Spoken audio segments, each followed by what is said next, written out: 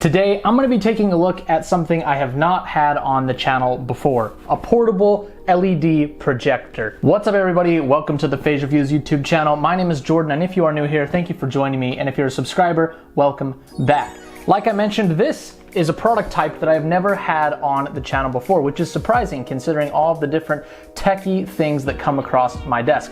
This is the MOOKA BL69 mini projector. It is a small, compact, easy to transport projector that you can watch movies on in your home or take over to a friend's house or maybe even do a presentation at work or school. In this video, I'm going to open this up, show you what comes in the package, tell you about my experience using this product and whether or not I recommend picking one up for yourself. Now, before we get started, a large percentage of you are not yet subscribed to the channel, so please consider supporting the channel and subscribing. It helps the channel grow. Like, comment, you know the drill, but we won't waste any more time with that. Let's dive into taking a look at this MOOKA mini projector. Okay, so first things first on this channel, I like to start with the packaging just because it can tell us a lot about the product and the company and how much they care about the things that they're making. And this is great packaging. It has a nice carry handle on top, full color picture of the projector on the front, full color picture on the back here. There's not really any specs or anything on the box like a lot of these Chinese products, but you know, overall, this isn't just slapped together. This looks like some thought went into creating this, which I like to see.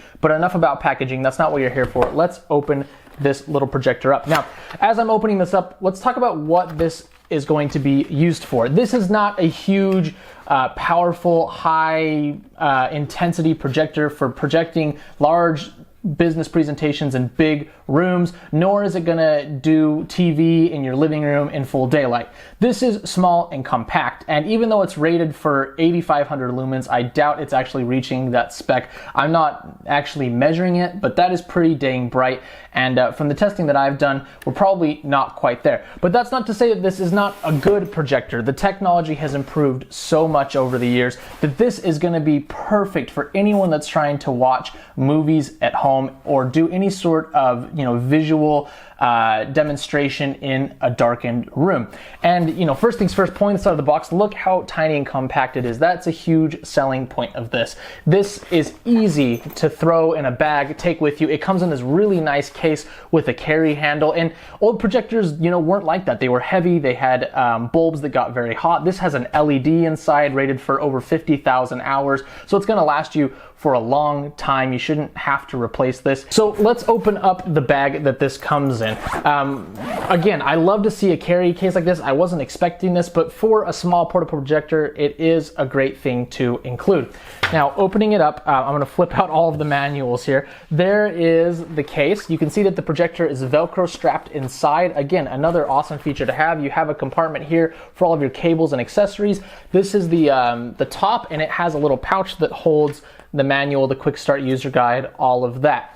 With these, I don't want to talk about the manual too much. It is an actual product manual. It's a little booklet with some pages, as well as a QR code to start chatting to customer support if you have any issues. It also has a quick start guide, and a big feature of this quick start guide is screen mirroring, which is a big, you know, feature of this product. And they have a little thank you card and a warranty card here. So a lot of good instructions there. It's not too hard to run, but I will talk about that in just a minute. Okay, so if we remove these straps, we can pull out the projector itself. Again, look how compact this is, okay? It's got a nice finish. It looks great. It's not rough. It doesn't feel cheap. It doesn't look cheap. Even though it's lightweight, it feels, you know, robust, okay? You've got a lens cover here. You can pull that off. On the bottom, you have a little leveling foot here or something to prop the projector up if you need to tilt it up slightly towards your screen, and that just screws in and out like that. There are a few specs here on the bottom of the projector. This is an LED projector, like I said, 75 watts max power consumption, so it's not drawing a ton of energy, and it shouldn't get blazing hot like the old bulb projectors. On the top, you have a focus knob right here, and that clicks in like little increments, so you can really dial in the focus nicely. There's a power button with an LED right there, a standard like D-pad with a center select button, and then you've got a return button, a source button, and a menu button right there. Around the back, you have your inputs and outputs. You have your power input right here. It's not an IEC, but I believe that's a standard connection, so you shouldn't have a problem replacing that cable. At the bottom, this is your keystone adjustment. We'll talk about that a little bit more.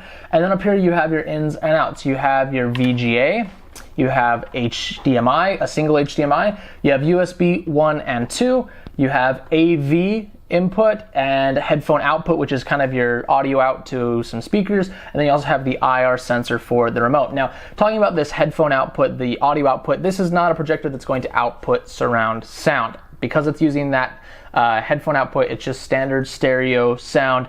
The audio quality isn't going to be outstanding. It's going to be compressed, whatever. I know people aren't looking for like the highest uncompressed Dolby Atmos on this, but just bear in mind, this is not going to power a surround sound home theater setup, okay? You would need to like put your HDMI source into a receiver and then use that to decode it. I don't know how you do it, but for this, that's not really what this is aimed at.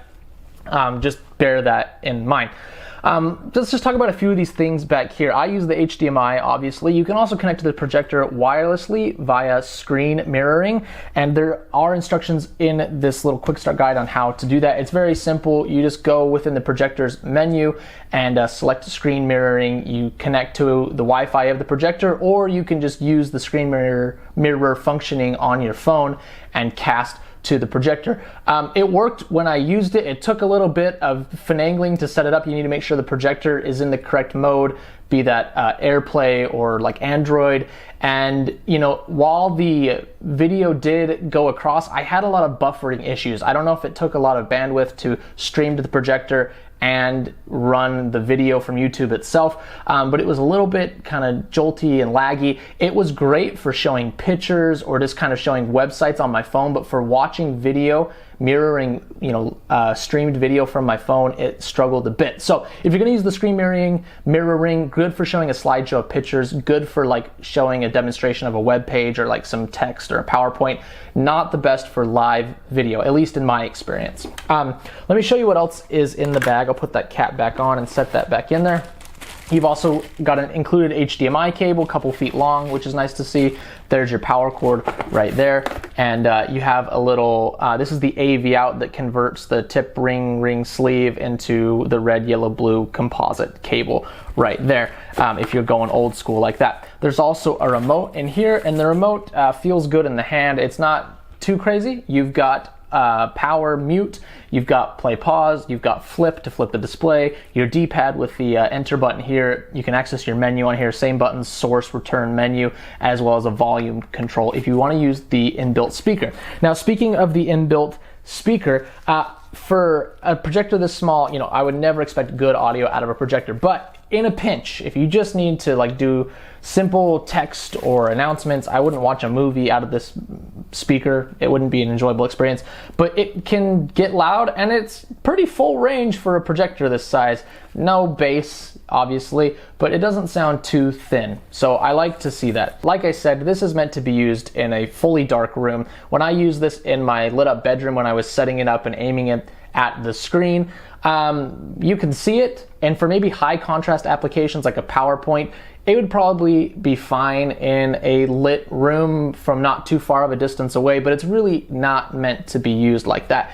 However, in a dark room, the projector looked amazing. This is a full HD projector, and to my eyes, that's what it looked like. I had it side by side with the HD TV in my bedroom, and the quality looked just as good as the 1080p flat screen TV.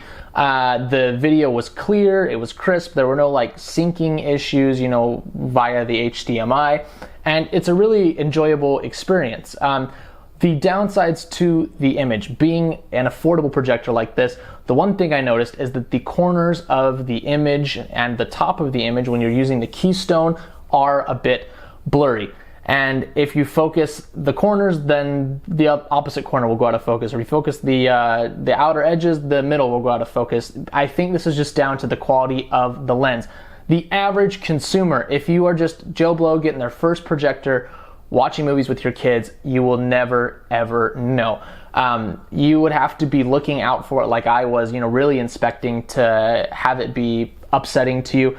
Honestly, for the market this is aimed for, I don't think the average user is going to care at all. The other thing would be the keystone adjustment. You can only adjust vertical keystone. This is the trapezoid shape that you get when you aim the projector at an angle that isn't dead on. So if it's tilted up or tilted down, you can only adjust the vertical. If it's tilted left or right, you're not going to be able to fix the skewed image. So this projector has to be pointing straight at the surface that it is projecting on.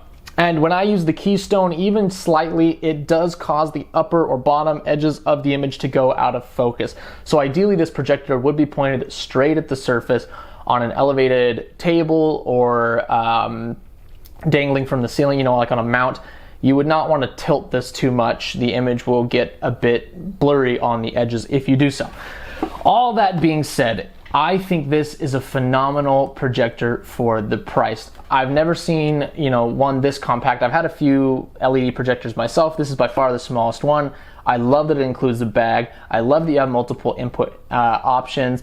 And I love that the image is a decent quality. Does it have some quirks? Yes, to be expected for a projector of this size. But if you've never owned a projector and you want, you know, a nice 80-inch, 100-inch image, this is going to do that just fine, and it's going to look great doing it. The great news is that it's also LED, so you don't have to replace any bulbs. It should last a long time. And overall, for the price, I think this is a phenomenal product. So if you want to pick one of these up for yourself, there's going to be a link down in the description. You can go buy through there, support the channel. I would, of course, love you for it.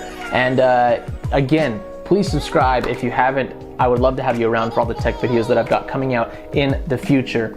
Thank you so much for watching, and I will see you next time.